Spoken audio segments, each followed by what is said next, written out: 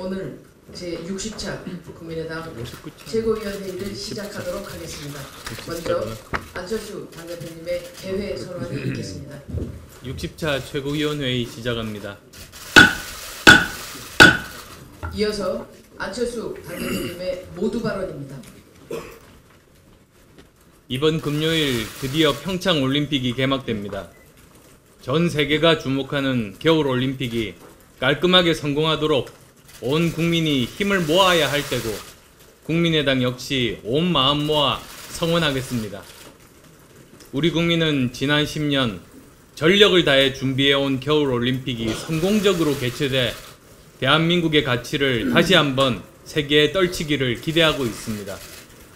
하지만 걱정도 많습니다. 특히 대한민국이 평창을 준비해온 그 시간 동안 핵무기와 미사일 기술을 발전시켜온 북한이 이번 올림픽을 자신의 도발을 감추고 평화 공세를 여는 무대로 쓰려는 것이 아닌지 걱정하는 것입니다. 정부는 평화올림픽, 평양올림픽 논란에 매몰될 게 아니라 철저하게 평창 이후를 준비해야 합니다. 트럼프 행정부의 코피작전 논란, 주한미군 가족 동반 금지 검토 지시 등은 심각한 분쟁의 사전 징후이기 때문입니다. 북한은 미국 트럼프 행정부의 선제 공격 등 군사적 옵션을 불러 일으킬 만한 그 어떤 도발과 망언도 삼가해야 합니다. 열병식의 과도한 군사적 과시는 결국 스스로에게 돌이킬 수 없는 결과를 가져올 것임을 분명히 인식해야 합니다. 트럼프 행정부는 국제적인 제재 공조를 강인하게 견인해 나가되 한반도에 대재앙을 가져올 수 있는 군사적 옵션은 최후의 수단임을 명심해야 할 것입니다. 지금은 굳건한 한미동맹과 이에 기초한 양국 정상의 긴밀한 대북 공조가 최고의 해법이자 최선의 수단임을 다시 한번 강조합니다. 오늘부터 2월 임시국회의 법안 심사를 위해 상임위원회가 본격 가동됩니다. 지난주 교섭단체 대표 연설을 통해 우리 국회가 선거제도 개혁이라는 공통분모를 찾아낸 것은 큰 수확입니다. 더불어민주당은 선거제도 개혁에 속도를 내겠다고 했고 자유한국당도 선거구제 개편을 함께 추진해 나가겠다고 했습니다. 이제는 국민들과의 약속을 지켜야 할 때입니다. 정치개혁에 대한 국민적 열망과 요구도 그 어느 때보다 높습니다. 선거제도 개편은 민주주의를 강화하는 것이어야 합니다. 정당의 득표수와 국회 의석수 간 비례성을 확보하는 것에 대해서는 이미 폭넓은 공감대가 형성되어 있습니다. 중앙선거관리위원회도 독일식 연동형 비례대표제 도입을 제안했습니다. 이제 국회가 민심 그대로를 반영하는 선거제도를 법으로 만드는 일만 남았습니다. 지금 바로 2월 임시국회에서 국회가 해야 할 일이자 사명입니다. 또한 선거 연령 18세 이하에 여야가 초당적으로 힘을 모아야 합니다. 비록 학제 개편과 연결짓기는 했지만 자유한국당 김성태 원내대표가 지난주 교섭단체 대표 연설에서 선거 연령 인하의 뜻을 같이 했습니다. OECD 국가 중 선거 연령을 19세로 유지하고 있는 나라 한국뿐입니다. 나머지 32개국은 모두 18세 이하, 오스트리아는 16세입니다. 공무 담임, 혼인, 병력, 납세 등 모든 법적 의무와 책임은 부과하면서도 선거권만 제한하는 것은 형평에도 맞지 않습니다. 특히 다음 대선 때부터는 투표일이 12월이 아니라 2, 3월로 앞당겨지기 때문에 현행 선거 연령을 유지하면 대학교 1학년은 아무도 투표하지 못하는 상황이 됩니다. 간곡히 호소합니다. 이번 2월 임시국회에서 선거 연령 인하만큼은 반드시 이뤄냅시다. 그동안 논의도 충분히 이루어졌습니다. 개헌 및 정개특위에서 이번에야말로 대승적 합의를 통해 정치개혁의 첫걸음을 내디딜 것을 강력히 촉구합니다. 그것이 그동안 겉으로는 정치개혁을 말하면서 정치공학적 계산만 일삼아왔던 정치가 미래 세대에 대해 할 수 있는 최소한의 반성이자 도리일 것입니다. 마지막으로 과학 경쟁력에 대해서 한 말씀 드리고자 합니다.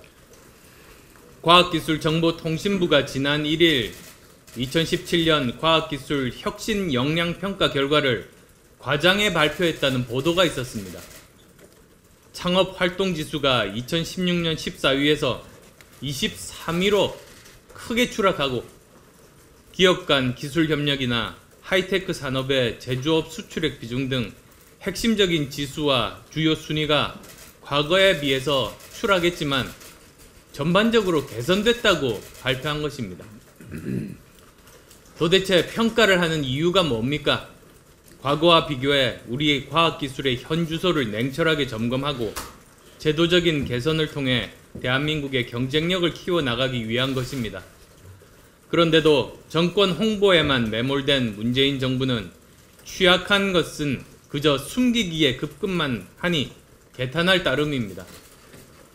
진정으로 과학기술 발전에 대한 제대로 된 이해와 열망이 있다면, 진정으로 미래 대비의 강한 의지가 있다면 이런 일이 어떻게 있을 수 있겠습니까?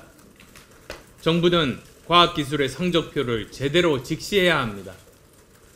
더 큰 문제는 평가를 통해 드러난 현실입니다. 한국은 GDP 대비 세계 최고 수준의 연구개발 투자를 하고 있습니다만 성과는 불만족스러운 상황입니다. 더욱이 과학기술인 사기 저하는 심각해서 두뇌 유출 지수, 과학기술인 자긍심은 OECD 국가 중 최하위 수준입니다. 이대로는 과학기술 경쟁력 강화도 미래 대비도 해낼 수 없습니다. 정부 주도의 과학기술 정책 패러다임에서 벗어나야 합니다. 4차 산업혁명 시대의 기반기술 확보를 위해서는 기초 연구 분야 비중을 대폭 확대하고 정부는 연구 주제 선택, 투자 배분에 대해서 간섭하지 말아야 합니다. 민간이 선도하고 정부는 도전적이고 자율적인 연구 기반을 마련해 줄 때 창의적인 혁신이 일어나고 창업도 활발히 일어날 수 있습니다. 그 시대적 요청 따르지 않으면 절대로 미래를 제대로 대비할 수 없다는 점 명심하기 바랍니다. 지난 2일 민주당이 내어놓은 자체 개헌안은 가장 중요한 정부 형태에서 사실상 대통령 4년 중임제를 결정했다고 합니다. 물론 우원식 원내대표가 야당과 열린 협상을 추진하겠다고 한 만큼 협상의 여지는 있다고 하지만 4년 중임제는 제왕적 대통령제를 그대로 유지한 채 대통령 임기만을 손대겠다는 것이기 때문에 이것은 국민 절대 다수가 원하는 제왕적 권력구조 종식과는 너무나 동떨어진 것입니다. 또한 대통령 임기 중심 개헌안은 문재인 대통령이 신년 기자회견에서 언급했던 정부 형태 그대로입니다. 결국 대통령과 청와대가 주도하는 개헌안이나 다름없는 것입니다. 거듭 말씀드리지만 개헌의 3대 원칙은 반드시 지켜져야 합니다. 첫째, 개헌의 주도 세력은 개헌의 주체는 국회가 주도하는 개헌이어야 하고, 둘째, 개헌의 내용에 있어서는 제왕적 대통령제 종식이라는 권력구조 개헌과 함께 국민 신뢰와 지지를 상실한 정권은 국회의 불신임에 의해서 교체될 수 있는 개헌이어야 합니다. 셋째, 개헌의 시기는 여야 모두 국민에게 약속했던 지방선거 동시 개헌이 되어야 할 것입니다. 서지현 검사의 폭로 이후 우리 사회 전반으로 미투 운동이 확산되고 있습니다. 그동안 피해 여성들의 외침을 가로막았던 것은 피해 사실을 호소해도 구제받기는커녕 오히려 2차 가해로 돌아오는 후폭풍 때문이었습니다. 피해자를 불순한 의도로 몰아 고립시키려는 남성 우월적이고 성차별적인 사회 구조와 인식, 피해를 폭로해도 귀를 기울이지 않는 사회적 무관심이 그 배경입니다. 의식과 문화 속에 뿌리 깊게 박혀있는 차별적 구조는 사회 전반의 활력과 발전까지 가로막고 있습니다. 실제로 2018 다보스 포럼이 발표한 인적 자원 경쟁력 평가에서 우리나라 여성들의 사회적 지위는 형편없는 것으로 나타났습니다. 전체 평가 국가 119개국 중 여성 지도자의 기회는 117위, 성별 소득 격차 96위, 성평등 부분 94위 등의 부끄러운 기록들 뿐입니다. 이번 미투 운동이 우리 사회 전반의 인식과 문화에 대한 대대적 각성의 계기가 되어야 합니다. 국민의당은 여성인권 신장과 양성평등 문화 정책을 위해서 모든 여성들과 함께할 것입니다. 민주당이 당론으로 개헌안을 정했다고 합니다. 민주당의 당론이 된 개헌안은 한마디로 제왕적 대통령제의 수호라고 말할 수 있습니다.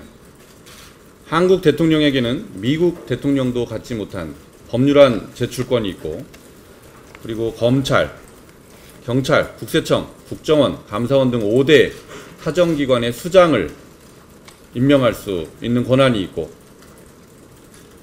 각종 헌법기관 구성원 임명권도 대통령에게 모두 집중되어 있습니다. 세계에서 가장 막강한 대통령이 바로 대한민국 대통령입니다. 우리나라 역대 대통령 10명 중 권한남용 시비에 휘말리지 않은 대통령이 단 한 명도 없습니다. 세계에서 가장 불행한 대통령도 대한민국 대통령입니다. 야당 시절에 그토록 제왕적 대통령제를 비판하더니만 여당이 되니까 제왕적 대통령제의 수호 세력이 되어버렸습니다. 이 상태에서 4년 중임제로만 고치는 것은 8년 단임제로 제왕적 대통령을 차지하겠다는 것과 다름없는 말입니다. 1987 영화에서 봤듯이 1987년 전두환 군사정권은 호헌 세력이었습니다. 그리고 야당은 호헌 철폐를 위해서 피를 흘렸습니다. 30년이 지난 2017년 국민들은 국가 대개조를 외치며 촛불을 들었습니다. 촛불혁명으로 집권한 민주당은 그러나 국가 대개조 명령을 저만치 던져버렸습니다. 그리고는 제왕적 대통령제를 사수하겠다는 호헌 세력이 되어버린 것입니다. 역사의 아이러니에 쓴 웃음이 나옵니다. 문재인 대통령과 민주당은 시대의 명령을 무시하고 책무를 져버리는 어리석은 길로 가지 말아야 합니다. 제왕적 대통령제는 대통령의 무덤입니다. 역대 대통령들 모두 자신만은 비극의 예외라고 믿었지만 예외 없이 비극의 주인공이 되었습니다. 무려 10번이나 반복되어 온 역사의 경고를 무시한 대가는 또 다른 비극이 될 것일 뿐이라는 점을 민주당과 문재인 대통령은 잊지 마시기 바랍니다.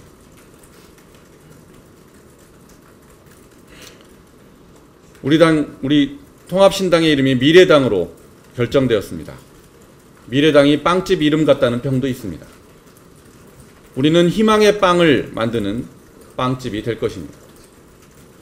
SNS에는 지금 안철수가 미래당, 유승민이 미래당, 김동철이 미래당, 이렇게 누가 미래당이라는 캠페인이 확산되고 있습니다. 미래당이 국민들에게 희망의 놀이터가 되기를 소망해 봅니다. 미래당은 무엇보다도 젊고 매력적인 당이 되어야 합니다. 젊고 매력적인 당은 국민의당이 창당 당시에 지켰어야 되는 원칙입니다. 그러나 첫 단추를 잘못 끼웠고 창당 2년 후에 우리는 엄청난 대가를 치르고 분당이라는 아픔을 겪어야만 했습니다. 우리에게 다시 한번 기회가 찾아왔습니다. 이번에는 기필코 젊고 매력적인 당을 만들어야 합니다. 그래야 미래당입니다. 미래당에 걸맞는 우리의 비전을 내놓아야 합니다.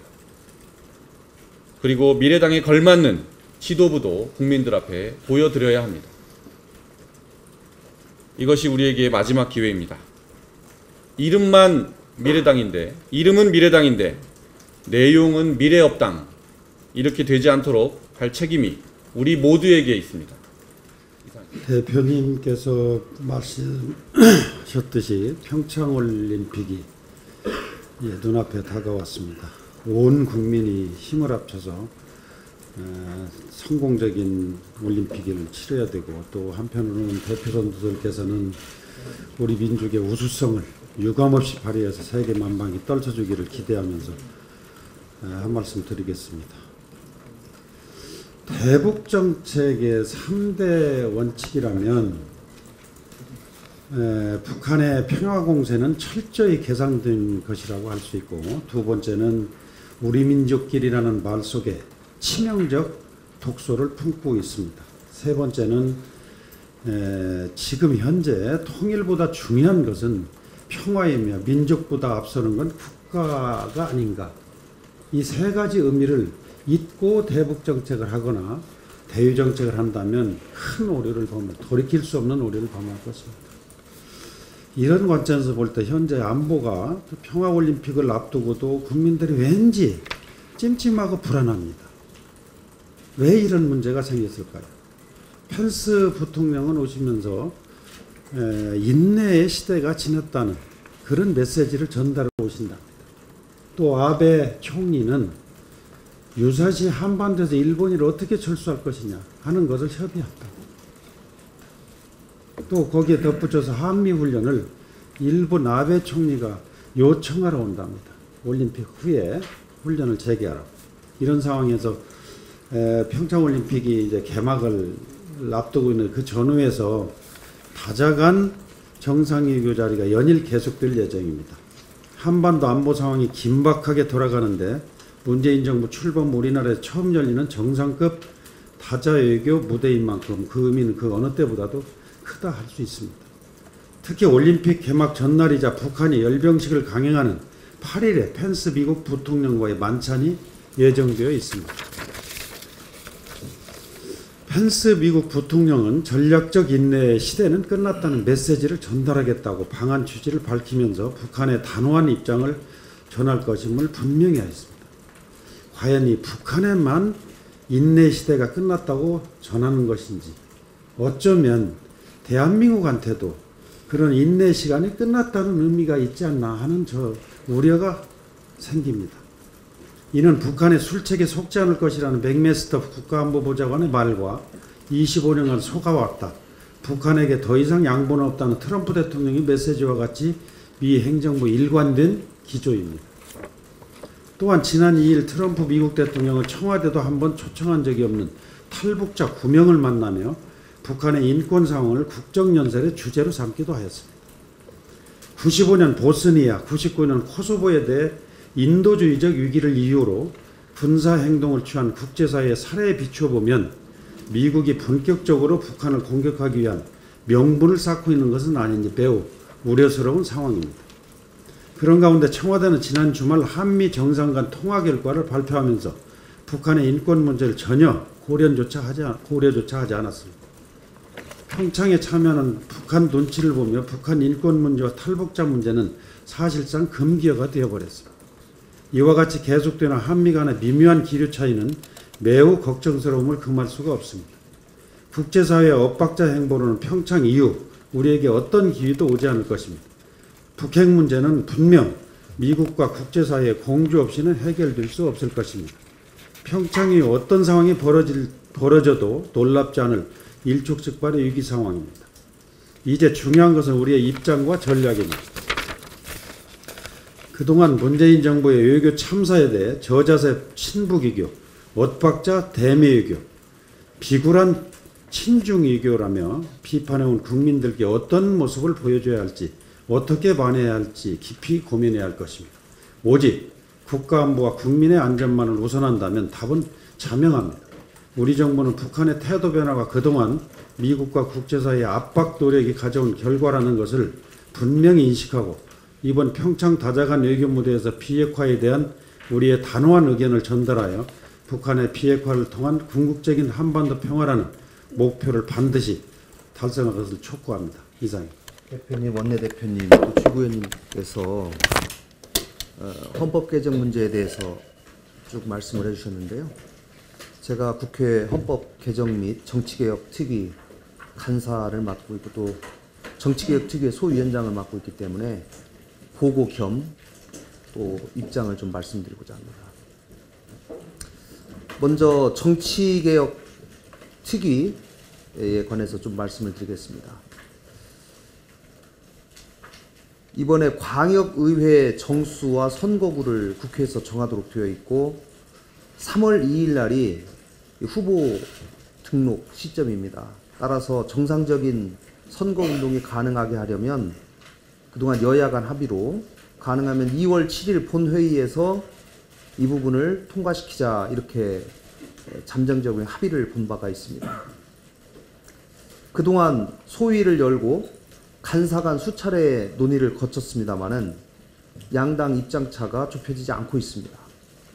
오늘 2시 30분에 간사단 회의를 다시 열어서 마지막 조율 작업을 하기로 했습니다마는 쉽지가 않은 상황입니다.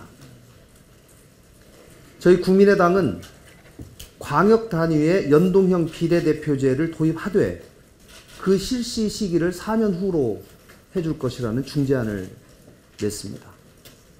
또 그 기초의회 선거구를 중대선거구로 유지해야 한다라고 하는 점을 입법으로 정해야 한다고 중재안을 낸 바 있습니다. 이러한 점들에 대해서 특히 양 당의 입장이 한 발씩 양보되어서 극적인 타결을 이루고 2월 7일 본회의에서 정상적으로 의결해서 선거를 준비하고 있는 많은 사람들에게 실망을 주지 않도록 하는 것이 국회의 책무다. 또 민심 그대로의 선거 제도를 이번 정개특위에서 반드시 관철할 수 있는 그 시발점이 광역단위의 연동형 비례대표제 제도를 도입하는 것이다 라고 하는 점을 다시 한번 말씀드리겠습니다. 개헌 소위가 오늘 10시에 또 시작이 됩니다. 지난주 자유한국당과 민주당이 각각 개헌 의총을 열어서 각각 개헌에 관한 당의 입장을 수렴하고 소위 당론을 확정한 바가 있습니다. 민주당은 여전히 대통령의 권한을 내놓지 않고 4년 중임제를 고집하면서 임기만 연장하는 안을 주장하고 있습니다. 또 자유한국당은 6월 13일 지방선거에서의 개헌투표는 이제 거의 물 건너간 듯이 안중에 없는 듯한 태도와 발언을 하고 있습니다. 양당이 작년 대선을 앞두고 국민께 약속한 6월 13일 지방선거 동시 개헌 문제, 또 분권형 대통령제 도입을 통해서 촛불 민심을 받들자라고 하는 당시의 약속들을 반드시 실천해야 합니다. 진정한 촛불 민심이 무엇인지를 다시 한번 성찰해 보아야 합니다. 특히 민주당은 대통령의 개헌 발언, 특히 4년 중임제에 관한 발언에 가이드라인으로 발목 잡혀서 한 발짝도 나가지 못하는 이 문제에 있어서 다시 한번 용기를 내야 합니다. 그동안 분권형 대통령제로의 개헌을 오랫동안 주장해 오신 민주당 내의 중진 의원님들의 용기 있는 발언과 행동을 기대하고 촉구합니다. 그동안 1년여 동안 개헌 특위가 가동이 되어 왔습니다. 저는 결단의 문제만 남았다고 생각합니다. 2주간 3주간 합숙해서 조문 작업하면 됩니다. 정치가 불가능을 가능으로 만드는 예술이다 라고 하는 점을 지금 바로 보여줘야 할 때라고 생각합니다. 이상입니다. 이상으로 공개 회의를 마치고 비공개로 회의를 전환하겠습니다. 연일 수고가 많으신 국민의당 출입 기자단 여러분 감사합니다. 오늘도 멋진 하루 되십시오. 지금부터 회의는 안철수 당대표께서 주재해 주시겠습니다.